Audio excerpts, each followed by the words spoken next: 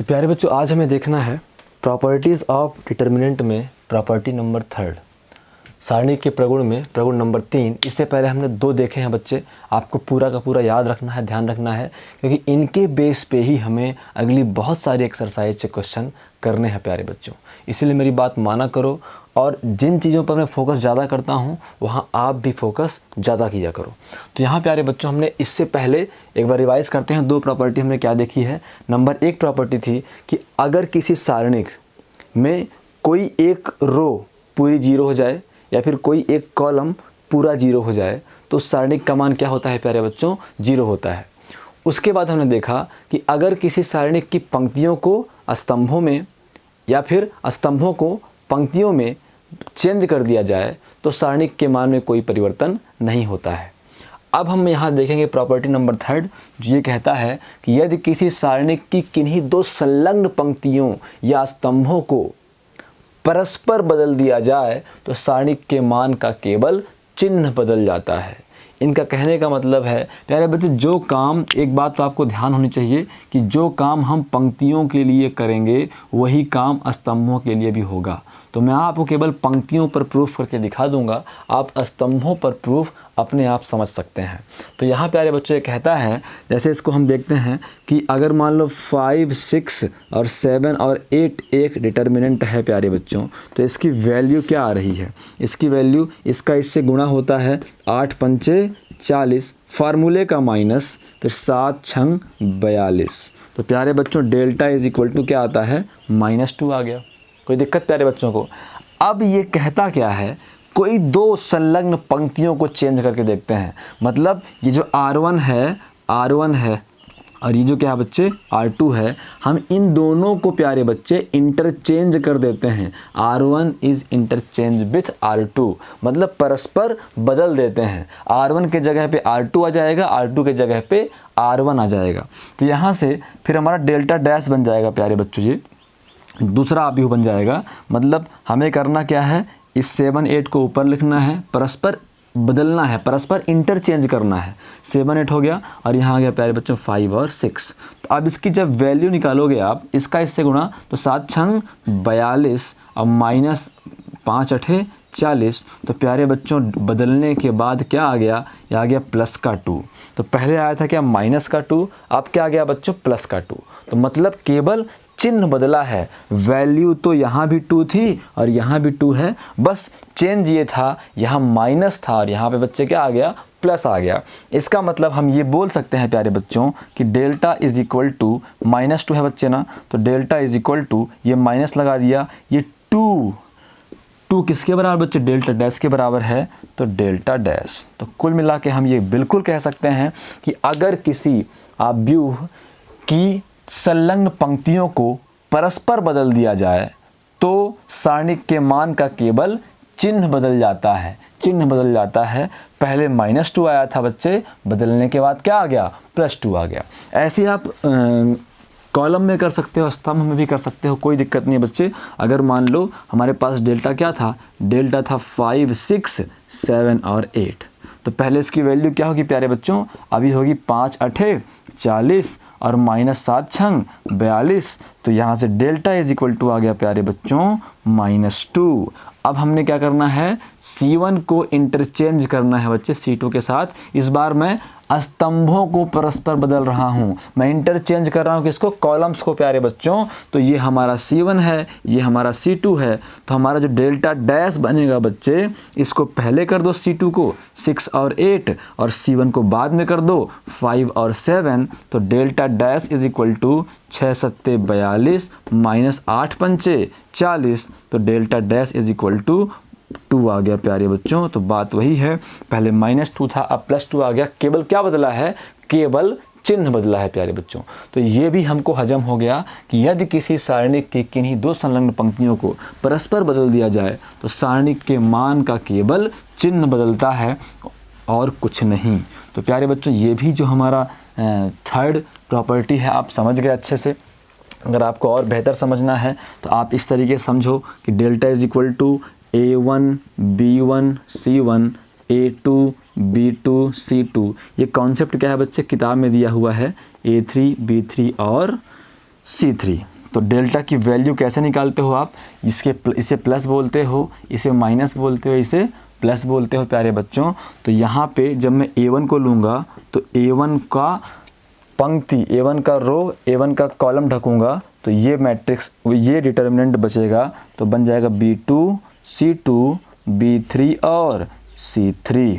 फिर ये minus B1 को लूँगा, माइनस B1 को लूँगा प्यारे बच्चों, जब माइनस B1 को लूँगा मैं तो क्या बन जाएगा प्यारे बच्चों, माइनस B1 को लेने पर ये हो जाएगा इसका स्तंभ, इसकी पंक्ति छोड़ो तो A2 A3 C2 C3, तो A2 A3 C2 और C3। ऐसे ही जब मैं C1 को लूँगा तो प्लस का C1 है, तो प्लस का C1 लेने के बाद ये ढकेंगे बच्चे, तो A2 A3 B2 B3, तो A2 A3 और B2 और B3। तो यहाँ से प्यारे बच्चों delta is equal to A1 आप सबको पता है, क्रॉस मल्टीप्लिकेशन होता है तो B2 C3 फार्मूले का माइनस और फिर B3 C2, फिर माइनस B1 है बच्चे, A2 C3 फार्मूले का माइनस A3 और C2, फिर प्लस है तो प्लस लगाएंगे बच्चे, C1 है तो C1 करेंगे, फिर A2 B3 तो A2 B3 फार्मूले का माइनस और फिर A3 और B2। कोई दिक्कत है प्यारे बच्चों को? कोई दिक्कत नहीं होगी। तो ये है वैल्यू बच्चे डेल्टा की। अब हम क्या करेंगे, अब हम इंटरचेंज करने वाले हैं R1 और R2 को। R1 पहले है, R2 को ऊपर कर देंगे, R1 को नीचे कर देंगे। तो हम यहाँ बोल भी सकते हैं कि R1 is interchanging with R2। कोई दिक्कत प्यारे बच्चों को? तो अब जो हमारा डेल्टा डैश बनेगा प्यारे बच्चों, अब जो हमारा डेल्टा डैश बनेगा वो क्या बनेगा बच्चे, अब ये R2 ऊपर जाएगा, R1 नीचे आएगा, मतलब कुल मिला के दोनों इंटरचेंज हो रहे हैं। तो ये ऊपर चला जाएगा A2, ये फिर A2 और फिर B2 और फिर C2, और ऐसे ही A3 B3 और C3, गलत हो गया, यहाँ पे आएगा A1 B1 C1, फिर आएगा बच्चे A3 B3 और C3। कोई दिक्कत प्यारे बच्चों को? केवल इंटरचेंज हुए हैं R1 और R2, तो हमारे R3 में कोई चेंज नहीं आएगा प्यारे बच्चों, कोई भी चेंज नहीं आएगा प्यारे बच्चों। तो अब यहाँ से मैं इसको सॉल्व करता हूँ, तो मैं इसको थोड़ा सा मिटाना चाहूँगा बच्चे, इतना बस, क्योंकि इसका हमें बहुत काम नहीं है, हमें सिर्फ इस डेल्टा का काम है बच्चे। तो अब देखते हैं यहाँ पे, तो प्यारे बच्चों अब delta dash is equal to, अब देखो आपकी मर्जी कि आप R1 के एलोंग करते हो प्रसार या फिर R2 के एलोंग करते हो प्रसार, है ना। मैंने आपको एक बार बताया था कि हम प्रसार किसी भी रो या कॉलम के सापेक्ष कर सकते हैं। तो इस बार मैं R2 के सापेक्ष प्रसार करूंगा बच्चे, R2 के सापेक्ष क्या करूंगा, प्रसार करूंगा। तो R2 के सापेक्ष प्रसार करने के लिए आपको जो करना है, आप इसको प्लस लेना चाहते हो प्लस ले लो, माइनस चाहते हो तो ये माइनस हो गया और ये क्या हो गया बच्चे, प्लस हो गया। आप ये भी कर सकते हो, जैसे मैंने यहाँ पे पहले को प्लस माइनस और प्लस किया था। या फिर आप और इजी कर सकते हो अपने साइन से। इसको कैसे कर सकते हो बच्चे, मैंने बोला था कि इसका क्या होगा, प्लस इसको लिया तो फिर अगला माइनस, फिर अगला प्लस, फिर माइनस, फिर प्लस, फिर माइनस, फिर प्लस, फिर माइनस और फिर प्लस। तो कुल मिला के जो R2 में साइन है बच्चे वो माइनस प्लस और माइनस है। तो मतलब हमारा A1 क्या रहेगा, माइनस रहेगा, B1 क्या रहेगा, प्लस रहेगा, और C1 क्या रहेगा बच्चे, माइनस रहेगा। कोई दिक्कत वाली बात नहीं है, इसको आप प्लस माइनस प्लस कर सकते थे, कोई दिक्कत वाली बात नहीं थी। माइनस कॉमन निकलता, पूरा काम क्या होता, बैलेंस हो जाता। लेकिन हम इसके हिसाब से ही कर लेते हैं, क्या दिक्कत है ना बच्चे। तो यहाँ पे क्या होगा, अब मैं प्रसार कर रहा हूँ बच्चों R2 के सापेक्ष, तो पहले माइनस का A1, कोई दिक्कत प्यारे बच्चों को, माइनस का A1, तो माइनस का A1 है, तो जिसको लेते हैं, जिस एलिमेंट को लेते हैं उस एलिमेंट की रो को ढकते हैं और उस एलिमेंट के कॉलम को ढकते हैं। तो कुल मिला के ये लाइन और ये लाइन ढकने पर बच्चे मुझे क्या मिल गया, B2 C2 B3 और C3। तो मिल गया हमें B2 C2 B3 और C3। फिर ये प्लस का B1 है तो प्लस का B1 कर दिया, है ना बच्चे, प्लस का B1 कर दिया। अब इसको मैं ढकूंगा, है ना, इस रो को ढकूंगा और इस कॉलम को ढकूंगा, तो A2 C2 A3 C3, तो A2 C2 A3 और C3। अब फिर ये फिर माइनस है तो माइनस C1 करूँगा प्यारे बच्चों। अब इसका स्तंभ ढकेंगे और ये पंक्ति ढकेंगे तो मिलेगा A2 A3 B2 B3, तो A2 A3 और B2 और B3। कोई दिक्कत है प्यारे बच्चों को? कोई दिक्कत नहीं है। अब यहाँ से देखो delta dash is equal to, delta dash is equal to क्या होगा बच्चे, -A1। आप सबको पता है इसका इससे क्रॉस मल्टीप्लिकेशन क्या बन जाएगा, B2 C3, B2 C3, फिर फार्मूले का माइनस और फिर B3 और C2। अब प्लस है B1 तो प्लस कर दिया मैंने, इसका इससे क्रॉस मल्टीप्लिकेशन A2 C3, फार्मूले का माइनस A3 और C2, फिर minus C1 A2 B3 A2 B3 A2 B3 और माइनस A3 और B2। कोई दिक्कत प्यारे बच्चों को? तो ये हमारे डेल्टा डैश की वैल्यू आ गई।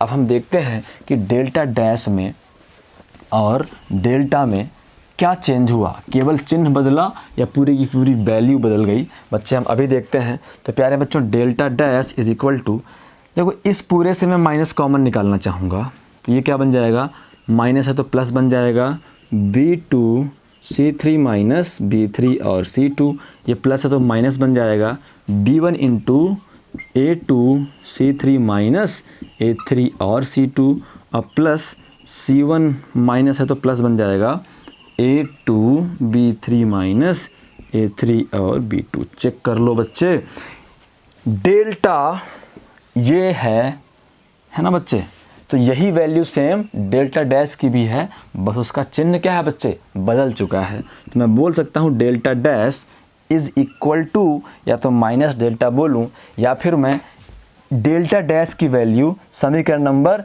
1 में रखूँ, डेल्टा डैश की वैल्यू समीकरण नंबर 1 में रखूँ बच्चों। तो डेल्टा इज इक्वल टू यहीं पे कर देते हैं, delta dash is equal to मतलब डेल्टा की वैल्यू मैं समीकरण नंबर 2 में कर देता हूँ। तो माइनस था तो माइनस कर दिया, और ये किसकी वैल्यू बच्चे, डेल्टा की वैल्यू है। तो इसका मतलब अगर आप दो पंक्तियों को, दो स्तंभों को आपस में चेंज करोगे, इंटरचेंज करोगे, तो डिटर्मिनेंट की वैल्यू का जो साइन है केवल वो चेंज होगा। मतलब अगर पहले +5 आया था तो फिर बाद में -5 आएगा, पहले 2 आया था तो बाद में -2 आएगा, और कोई चेंज नहीं होंगे प्यारे बच्चों। तो अब हम देखते हैं अगली प्रॉपर्टी, और अगली प्रॉपर्टी बेहद अच्छी प्रॉपर्टी है, और जो इसी प्रॉपर्टी के बेस पर हम इस अगली प्रॉपर्टी को सॉल्व करेंगे। तो प्यारे बच्चों एक बार मैं फिर से रिवाइज़ कर दूं, 3 प्रॉपर्टी हो गई हैं, आपको तीनों याद रखनी है। पहली प्रॉपर्टी क्या है बच्चे, किसी भी सारणिक या डिटर्मिनेंट जो बोलते हैं, डिटर्मिनेंट की अगर कोई एक रो के सारे एलिमेंट 0 हो जाएं या फिर किसी एक कॉलम के सारे एलिमेंट 0 हो जाएं, तो उस डिटर्मिनेंट की वैल्यू होती है प्यारे बच्चों 0। उसके बाद जो दूसरी प्रॉपर्टी थी, दूसरी प्रॉपर्टी प्यारे बच्चों हमने ये देखी है कि अगर किसी डिटर्मिनेंट की पंक्तियों को या फिर रो को कॉलम में चेंज कर दो और कॉलम को रो में चेंज कर दो, तो सारणिक के मान में कोई परिवर्तन नहीं होता है। तीसरी हमने देखी कि अगर आप किसी 2 रो या फिर 2 कॉलम को इंटरचेंज कर दो, आपस में बदल दो, है ना बच्चे, तो सारणिक का केवल चिन्ह बदल जाता है और कोई परिवर्तन सारणिक में नहीं आता है प्यारे बच्चों। उसके बाद चौथी प्रॉपर्टी कहती है प्यारे बच्चों, यदि किसी सारणिक की कोई 2 पंक्तियां या स्तंभ समान हों तो सारणिक का मान 0 होता है। कितनी अच्छी प्रॉपर्टी है बच्चे। ये कहता है यदि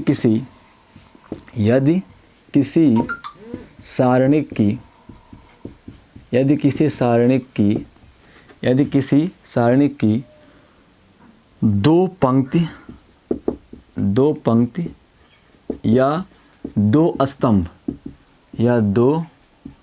स्तंभ समान हों, बराबर हों, समान होने का मतलब बच्चे क्या है कि ऑल एलिमेंट ऑफ 2 रोज और 2 कॉलम मतलब उन दो पंक्तियों के सारे अवयव या फिर उन दो स्तंभों के सारे अवयव इक्वल हों, समान हों, तो सारणिक का मान शून्य होता है। Value of determinant is 0। तो सारणिक का मान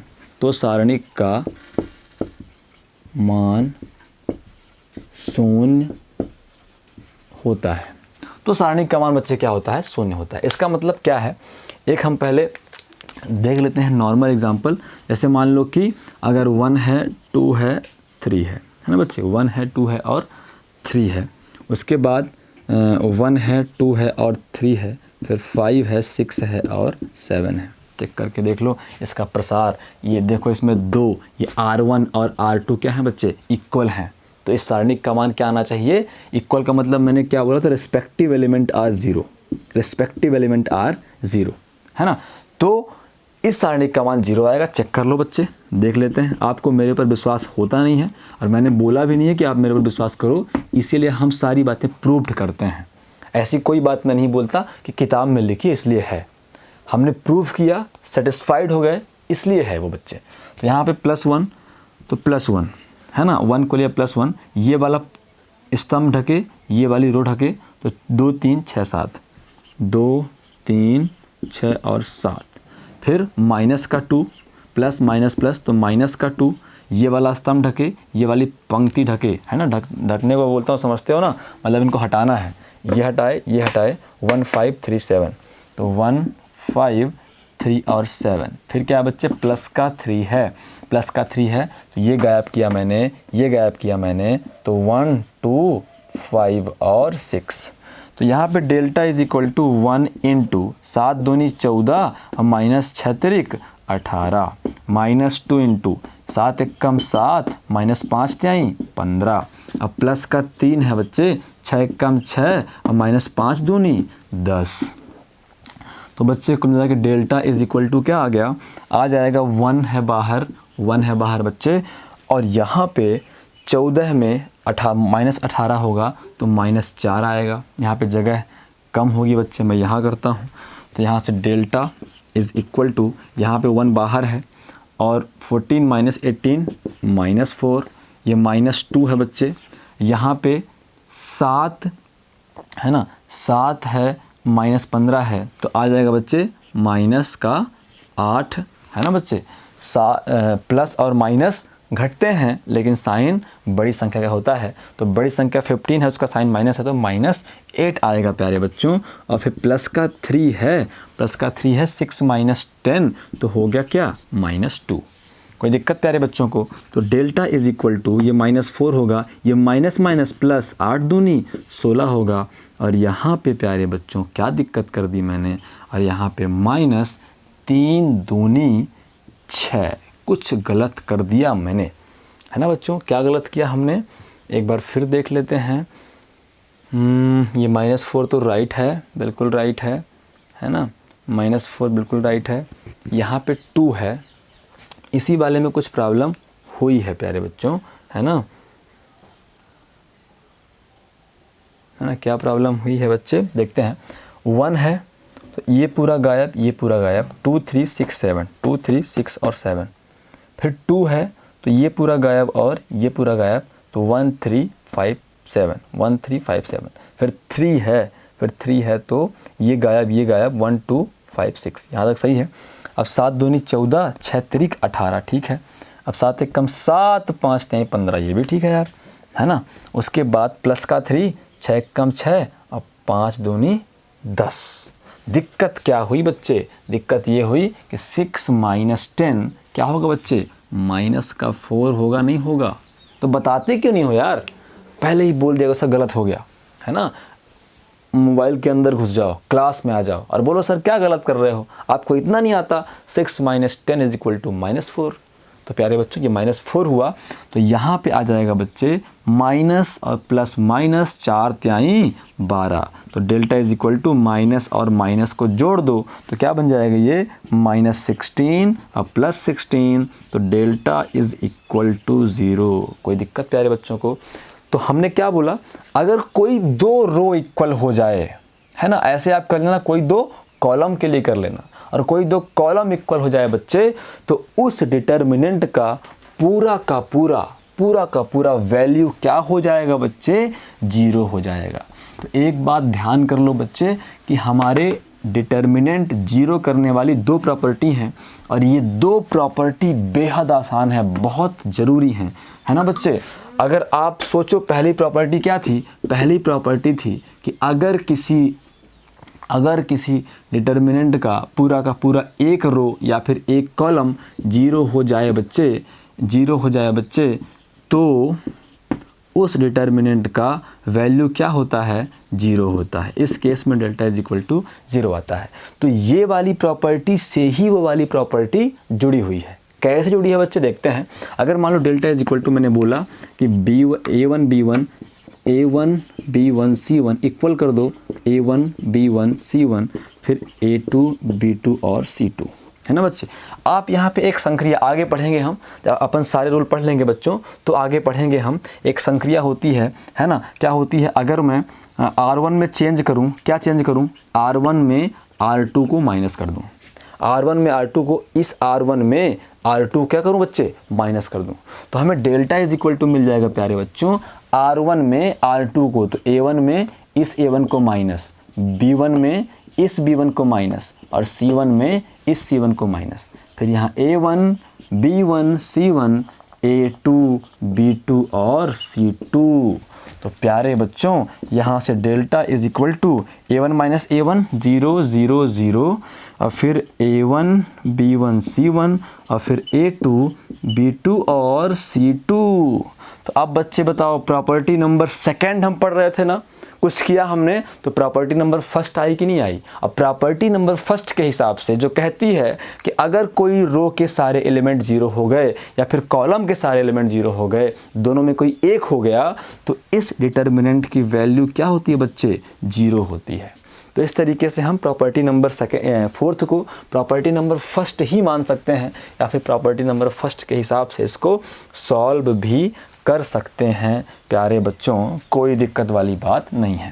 तो अब बच्चे हम देखते हैं क्या, अब हम देखते हैं अगली प्रॉपर्टी क्या है, प्रॉपर्टी नंबर 5 छोटी सी प्रॉपर्टी है। यदि किसी सारणी की किसी पंक्ति या स्तंभ के सभी अवयव को किसी संख्या से गुणा कर दिया जाए तो सारणी में भी उसी संख्या से गुणा हो जाता है। वेरी इंपॉर्टेंट प्रॉपर्टी है बच्चे, इसको मैं लिख नहीं रहा हूँ, इसको आप बुक से देख लेना, अपने नोट्स में लिख लेना। ये प्रॉपर्टी कहती है कि यदि किसी सारणिक की किसी पंक्ति, एक पंक्ति की बात कर रहा हूँ, किसी पंक्ति या किसी स्तंभ में, है ना, किसी एक संख्या से गुणा कर दिया जाए। तो जब आप एक पंक्ति में किसी संख्या से गुणा करते हो बच्चे, इसका मतलब है उस पंक्ति के सारे एलिमेंट में गुणा कर रहे हो। गुणा मतलब मल्टीप्लिकेशन। अगर आप किसी एक स्तंभ में, कॉलम में गुणा कर रहे हो किसी संख्या का, किसी नंबर का, इसका मतलब उस कॉलम के सारे नंबर्स में गुणा करना है। तो ये प्रॉपर्टी कहती है कि अगर आप किसी एक रो में किसी एक नंबर का गुणा करते हो तो सारणी के मान में भी उसी नंबर से गुणा हो जाएगा। मतलब अगर आप किसी एक स्तंभ में किसी नंबर से गुणा करते हो, मल्टीप्लाई करते हो कोई नंबर, तो सारणी की वैल्यू में, डिटर्मिनेंट की वैल्यू में भी उसी नंबर से मल्टीप्लिकेशन हो जाएगा। कैसे होगा बच्चे, चलो देखते हैं। सपोज करो हमारे पास डेल्टा था, क्या था बच्चे डेल्टा है A1 जो हमेशा होता है B1 और C1, A2 B2 और C2, और A3 B3 और C3 प्यारे बच्चों। तो अगर मैं बोलूं कि मैं R1 में गुणा कर रहा हूं लैम्डा का, इसका R1 में मैं गुणा कर रहा हूं लैम्डा का, तो मैं इस R1 में लैम्डा का गुणा करता हूं बच्चे। तो पहले एक काम करते हैं, पहले हम इस डेल्टा की वैल्यू निकाल लेते हैं। तो कुल मिला के साइड से करें, जगह कम पड़ेगी नहीं तो, है ना बच्चे। डेल्टा इज इक्वल टू मान लो है A1 B1 C1, A2 B2 C2 और A3 B3 और C3 प्यारे बच्चों। तो वैल्यू ऑफ डेल्टा क्या होगी प्यारे बच्चों, A1 इस बार मैं डायरेक्ट करता हूँ, इसको ढकेंगे बच्चे, इसको ढकेंगे, इसका तिर्यक गुणा होगा तो B2 C3 फार्मूले का माइनस B3 और C2, है ना बच्चे। ये प्लस, ये माइनस और ये प्लस, फिर माइनस का क्या है बच्चे, B1 है, तो इसको ढकेंगे और इसको ढकेंगे तो बन जाएगा A2 C3 माइनस A3 और C2।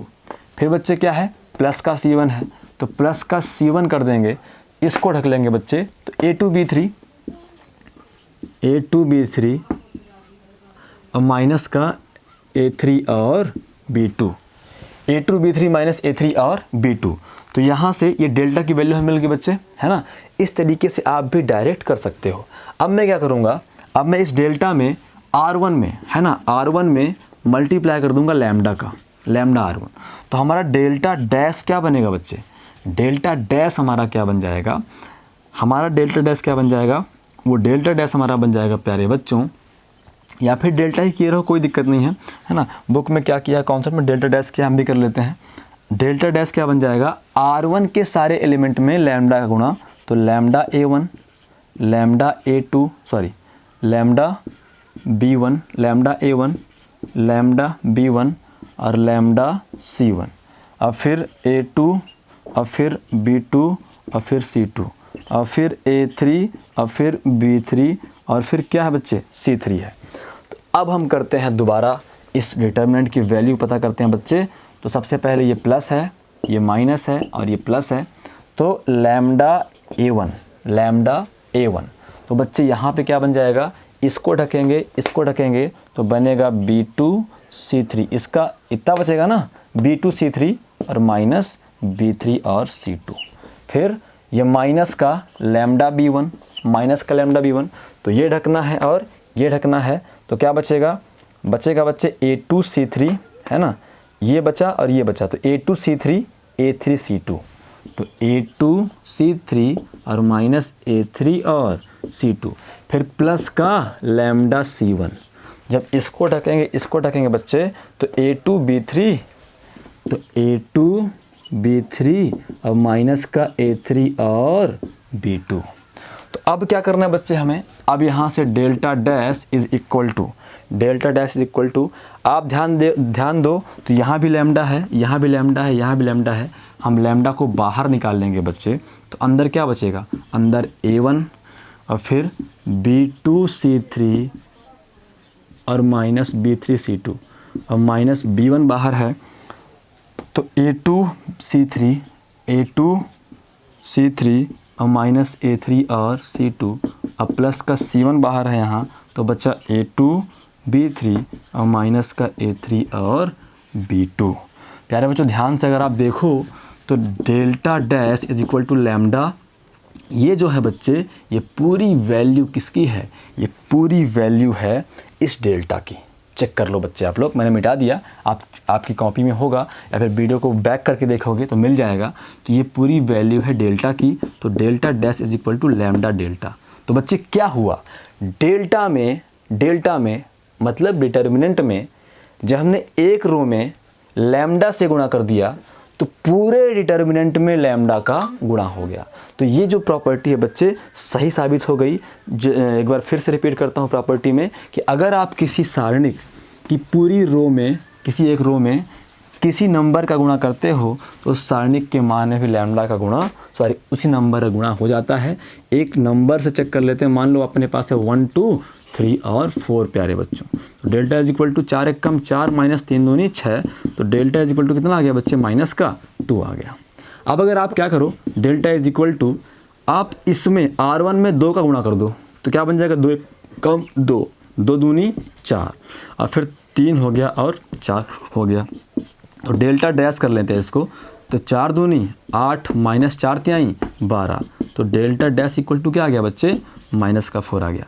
तो कुल मिला के हम बोल सकते हैं delta dash is equal to -2 into 2, -2 into 2 है ना 4 को।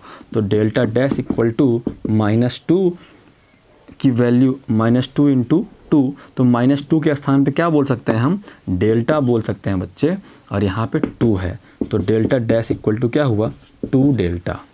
तो 2 का गुणा हमने किस में किया, R1 में किया ना, डेल्टा में 2 गुणा हो गया। तो कुल मिला के पहले आई थी वैल्यू 2 आई थी, लेकिन जब 2 का गुणा मैंने R1 में कर दिया तो क्या की वैल्यू, 2 का गुणा इसमें भी हो गया तो 4 आ गई, -4 आ गई। पहले -2 आई थी, अब -4 आ गई। मतलब 2 का गुणा जब हमने रो में किया तो 2 का गुणा सारणिक में भी हो गया। तो कुल मिला के एक बहुत इंपॉर्टेंट बात है बच्चे, ये वाली जो प्रॉपर्टी है